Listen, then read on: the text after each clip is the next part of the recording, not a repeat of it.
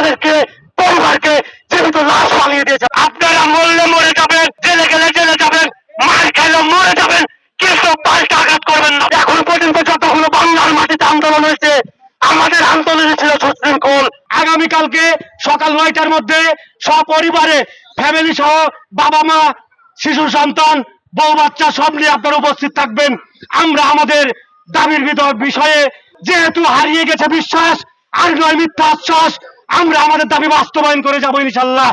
আমরা যদি আইনগতভাবে না পাই, যে আইনের কথা বলা হচ্ছে, যে মিথ্যা আইনের কথা বলা হচ্ছে, এই আইন এতদিন কোথায় ছিল আমরা জানতে চাইবো।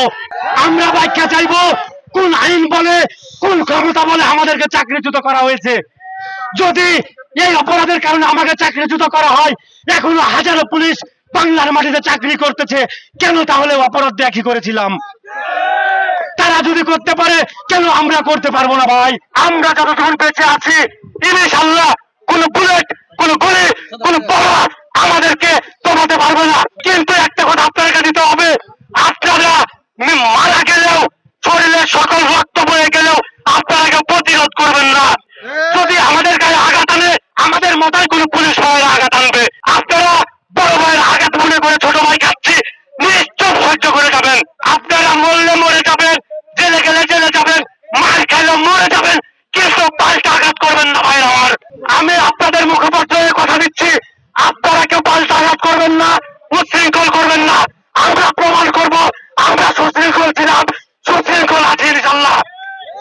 আরেকটি কথা বলতে চাই, 5ই আগস্টের পর থেকে এখন পর্যন্ত যতগুলো বাংলার মাটিতে আন্দোলন হয়েছে, আমাদের আন্দোলনে ছিল সুশৃঙ্খল, কিন্তু আমাদের অভিভাবক পুলিশ হেডকোয়ার্টার মিথ্যা আশ্বাস দিয়ে আমাদেরকে পরিবারকে জীবিত লাশ বানিয়ে দিয়েছে। ভাইরা আমার, আপনারা সবাই যে যার স্থানে চলে যাবেন, ঢাকায় অবস্থান করবেন।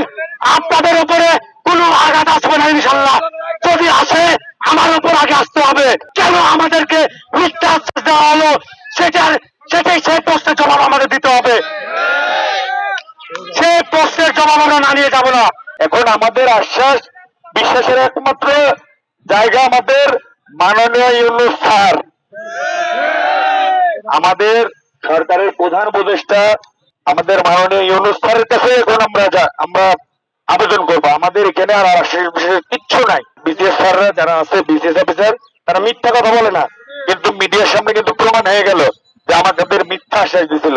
এই মিথ্যা আশ্বাসের ফলে আমাদের অনেক সদস্য টেনশনে মারা গেছে, অনেক সদস্য যা রুটি রুজির একটা ব্যবস্থা ছিল সেগুলো কিন্তু আর নাই।